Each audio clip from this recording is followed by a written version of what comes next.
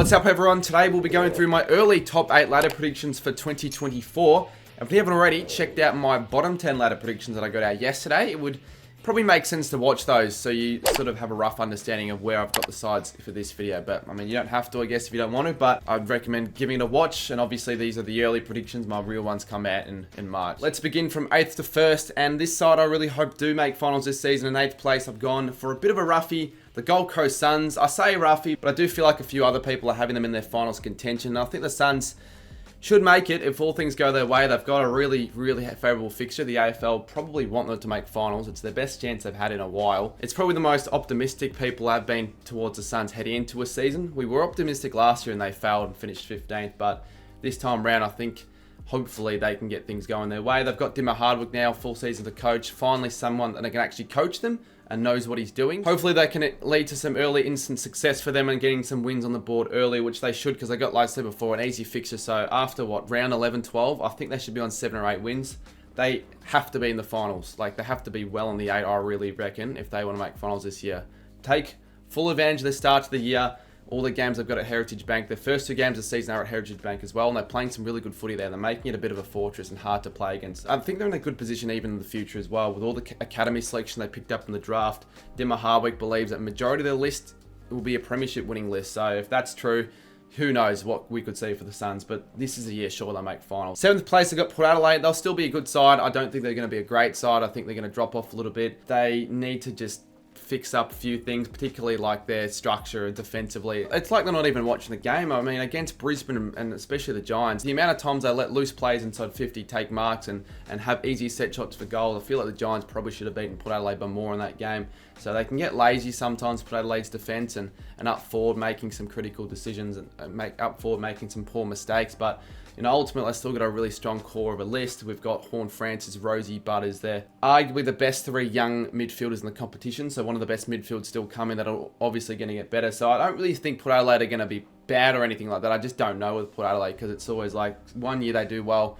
Next year they finished outside the 8, start 0-5. But this time around, I think they've got a pretty good start to the year with a lot of Adelaide Oval games to start the season. So if they win the big games against the good clubs, the big clubs, that sort of puts a stamp on the competition showing, oh, we're still here. Port Adelaide will still be a pretty good side. Now in 6th position, I got a side who were unlucky last year and should have made finals in 2023. The Adelaide Crows, you would hope they make finals this season around. I think they'll fix a few of their mistakes. A lot of close games that they were just on the wrong end of results last year. I'll tell you what, I can remember a good 4 or 5. 2 against the reigning grand finalists in Brisbane and Collingwood. So I think Adelaide, this is their season where they can step up and prove that they can be a genuine finals contender. And not just a finals contender, but actually make some damage in the finals. Because when they're on, they're arguably the most damaging side in the competition. And they're definitely a top 4 side at their best, especially at the Adelaide Oval. They just got to get some more results away from home, because their in-state form's still a bit of a question mark. They only won 2 or 3 games outside of the Adelaide Oval in 2023, which is a bit of a concern. That's something they've got to work on. They still, like I said before, should have made finals, but they are just a really exciting side to watch. They spread the ball well, move down the corridor fast, and they can score heaps. They're one of the highest scoring sides in the competition, and when they want to, they can smash teams. So that will help as well if it comes down to percentage. Now, 5th spot, we have another side that had a really good 2023 campaign. I'm not sure if they're going to be better, but they're definitely going to be more consistent. I've got the Giants in 5th position. What a finals campaign they had in season overall, like surpassed everyone's expectations. Even in the start of the year, whilst they weren't getting the wins, I still thought they were playing better footy than what we all thought. And then when the players finally started to buy into Kingsley's game plan and strategy, that's when the wins took off and we saw the orange tsunami, and they just, I don't know how they turned it around like that, but it just sort of came out of nowhere. I think it started with the Freo win. The way the Giants just run and spread through the ground make it so difficult to defend, honestly. And they defend so well themselves, because especially the back end of the year, you know, they will make it really difficult to score against. They made teams like Port Adelaide and St Kilda look stupid, thanks to, Connah Wright, and I really do rate him. Sam Taylor as well. I also like with the Giants as well. They're one of those sides that actually look for targets when going inside 50. They were doing that pretty well in all games, honestly, during the final series. And it's a very efficient side as well. They're well structured, well coached, and I can't really see why they wouldn't make finals again next year. Not sure about top 4. I'm not 100% sold on them yet, because we only saw a little bit of what the Giants are capable of. They might drop off a little bit, but they still I'm pretty confident they'll make finals. They could make top 4, but I've got them in 5th. Now, my top 4 and 4th position this side had a fairly disappointing campaign, I would say, in 2023. The Sydney Swans. Things just didn't go their way, the Swans, last year, let's be real. Heaps of injuries, particularly to the defensive plays, which, you know, saw them, you know, get smashed in certain games and concede a lot of scores. But they picked up from where they left off and found a way to recover and actually end up making the 8, which I have to respect because no one saw it coming, I think, after round 15. And I feel like it's only something Sydney are capable of doing as well. Now, if they're able to still find a way to make finals after a really poor season, then I think this year, get things clicking, get back to their form in 2022. Especially now with Grundy into the side and Taylor Adams. And obviously Brodie Grundy, the Swans need a genuine ruckman. They'll finally get one. He'll help them get the hit-outs to advantage. So I think the Swans are going to be a pretty dangerous and scary side this year.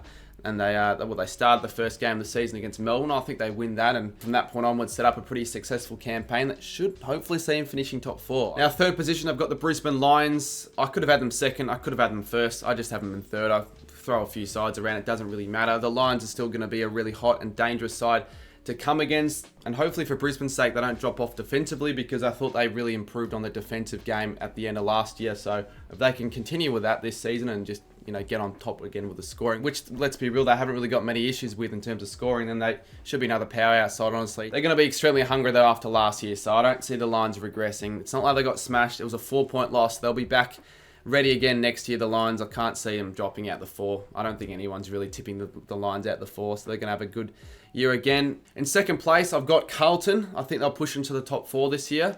Last year was a weird one for them. They had such a roller coaster of a year, starting so poorly and then finishing off with 11 wins and then losing in CWS and that final series. I don't know how Carlton did it, but something clearly changed at some point into the season with the system, and Carlton actually started playing for the teammates and doing the 1%ers, the things that actually count and make you a good side, a great side, really. And their fitness as well in the back end of the year was really impressive, honestly, with Carlton. Apart from that game against Brisbane, where they sort of ran out of legs after their massive first quarter, I think that'll also fuel them on for next season. I think they can push for a grand final. And finishing off the ladder prediction in 1st position, you guys can probably tell already by now, we have Collingwood.